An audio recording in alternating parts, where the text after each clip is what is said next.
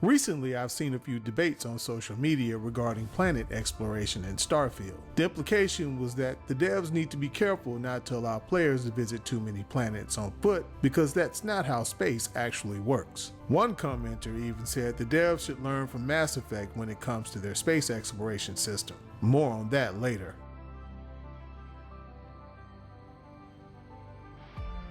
The suspension of disbelief is something we exercise every day as gamers. We engage with that ability each time we feel our controllers rumble in our hands as our protagonist is riddled with bullets. Then we locate a place to take cover and watch them make a full recovery in one unrealistic way or another in a matter of seconds. Even the inventory management systems in video games require us to suspend disbelief.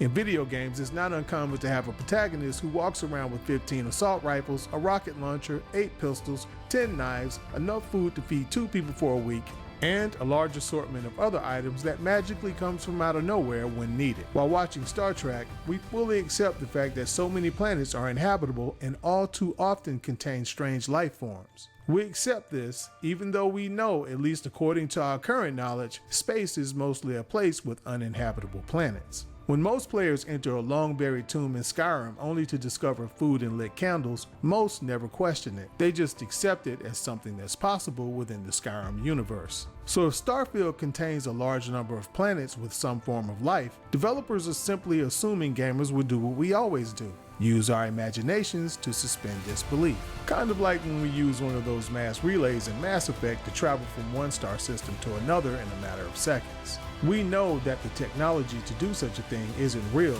we just accept that it's real in the Mass Effect universe. Mass Effect is indeed an absolute masterpiece, but if Starfield could potentially lose points for unrealistic space exploration because Mass Effect was more realistic in terms of most of its planets being dead, it would behoove us to acknowledge the many ways that Mass Effect was not realistic as well. I mean, Mass Effect may have had tons of dead planets, but the intelligent life surrounding Commander Shepard on the Normandy was enough science fiction fantasy to make up for it. The suspension of disbelief is a requirement to enjoy video games. As gamers, we have no choice but to suspend disbelief at times to allow developers to shape our imaginations like balls of clay, with each game development project having the liberty to come up with their own final shape.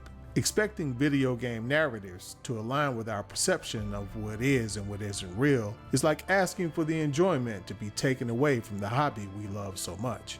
For example, it wasn't until the year 1990 that NASA's Hubble Space Telescope discovered that there was about 200 billion galaxies. However, according to NASA, it has been recently discovered that even that estimate is more than likely 10 times too low. Not long after this discovery, it was also discovered that within these billions of galaxies were also billions of planets. Just within the Milky Way alone, astronomers suspect that there are hundreds and billions of planets. But even modern telescope technology has a handicap, and that handicap is the time it takes for light to travel. For example, photos captured of the Andromeda Galaxy, which is our nearest galactic neighbor, can only provide knowledge of what it was like millions of years ago because of the time that it takes for light to travel to Earth. Therefore, we have no idea what the Andromeda Galaxy or most of the other galaxies look like today. The reality is, when it comes to space, we know very little. So the last thing we should want as gamers is for devs of sci-fi space games to feel constrained by the little knowledge we have of the universe.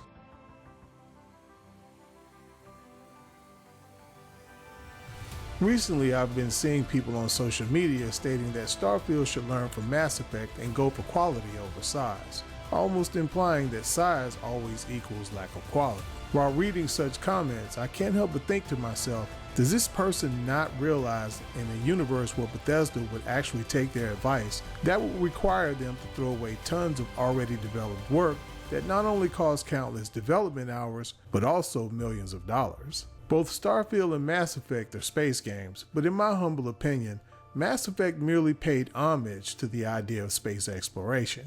Mass Effect was not an exploration-focused game. Sure, Mass Effect had exploration aspects by definition, because you were traveling in space, you see lots of planets, and of those planets you're allowed to land on, you're frequently given the option to choose various paths or entrances to the same location as a means of strategy. On some planets, you were even allowed to go off the beaten path, which sometimes led to the discovery of hidden secrets, like a colony of space monkeys that have a stolen module, to a Prothean orb that makes Shepard relive memories of a primitive human species.